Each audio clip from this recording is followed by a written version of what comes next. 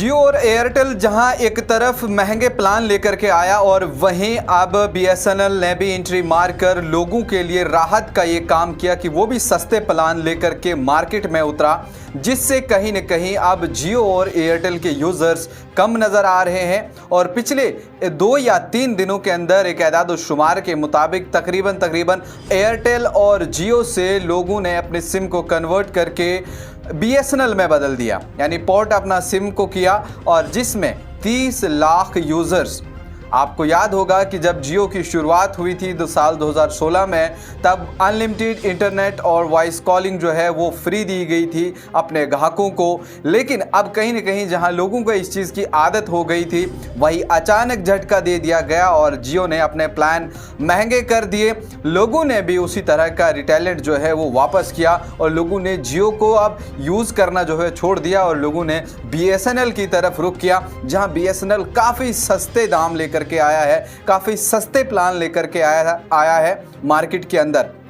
आपको बता दें, कुछ दिन पहले एयरटेल और जियो की तरफ से ऐलान कर दिया गया, उन्होंने अपने जो रेट थे वो बढ़ाए 22% से लेकर के 27% तक उन्होंने बढ़ोतरी की। जहां आप 160 का पैकेज करते थे, वहां उसने 199 के आसपास जो है वो अपना पैकेज लेकर के गया और लोगों को लगा कि ये हमारे लिए बहुत मुश्किल है, क्योंकि इसका सीधा का सीधा असर जो है वो लोगों की जेबों के ऊपर पड़ रहा था। लोगों ने कहा कि हम इस चीज़ को बर्दाश्त नहीं कर पाए।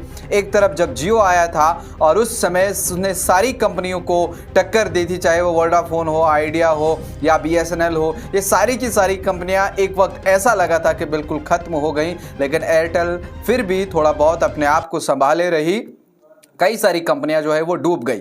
लेकिन अब जब एयरटेल और जियो ने अपने महंगे सस्ते किए, तो बीएसएनएल की तरफ से भी ऐलान कर दिया गया, उसने अपने ग्राहकों के लिए इतने ज़बरदस्त प्लान लेकर के। आपको बता दें कि अगर आप 107 रुपये का रिचार्ज करते हैं, जिसमें आपको वो 35 दिन का वैलिडिटी दे रहा है और जिसमें 3 GB आपको पर डे का जो है वो इंटरनेट भी मिलेगा और साथ ही साथ 4G अनलिमिटेड लेकर के आया है। अब कहीं ना कहीं आप सोचे, 3 दिन के अंदर 30 लाख लोग अगर अपना कनेक्शन जो है वो जियो और एयरटेल को छोड़ करके बीएसएनएल का इस्तेमाल करते हैं, तो ऐसे में इस बात से साफ अंदाजा लगाया जा सकता है कि आने वाले दिन में बीएसएनएल के पास जो कमियां रही हैं वो उनको भी पूरा करेगी। क्योंकि अगर उसके पास सारिफिन ज़्यादा आते हैं, उसके यूज़र ज़्यादा आते हैं, उसके ऊपर बोझ ज़्यादा पड़ेगा, तो उसको अपनी सर्विसेज को भी जो है वो ठीक करना होगा। ऐसे में 107 का रिचार्ज या अगर आप 197 का रिचार्ज बीएसएनएल का करते हैं, तो वो 70 दिन का आपको उसमें वैलिडिटी मिलेगा, अनलिमिटेड कॉल्स हैं और जिसके साथ ही साथ आपको डेटा भी देता है। 397 का रिचार्ज आप करेंगे तो जिसमें आपको 150 दिन का उसमें पैक मिलेगा और 2 GB पर डे आपको मिलेगा। साथ ही साथ अगर आप 797 यानी 797 रुपये का रिचार्ज करते हैं, जिसमें 300 दिन की आपको वैलिडिटी मिलती है और इसमें 2 GB आपको पर डे मिलता है। और अगर आप 2000 रुपये का रिचार्ज करते हैं, यानी 1999 रुपये का रिचार्ज अगर आप करते हैं, तो 365 और 600 GB आपको डेटा मिलता है, यानी पूरे साल का। आप देखिए, अगर आप यहाँ पे एयरटेल या जियो के प्लान्स को अगर आप देखेंगे, तो वो महीने का प्लान आपको 300 रुपये या 350 रुपये का प्लान जो है मांग रहे हैं। अगर आपको 84 दिन का या 2 महीने का पैकेज लेना होगा, वो करीब 550 रुपये का आपको दे रहा है। और ऐसे में कहीं ना कहीं ये जो एंट्री आप बीएसएनएल की हुई है, इन तमाम कंपनीज को जो है टक्कर देने वाली है। लेकिन ऐसे में बीएसएनएल को भी अपनी सर्विसेज का ख्याल रखना होगा, अपने ग्राहकों के ख्याल रखना होगा।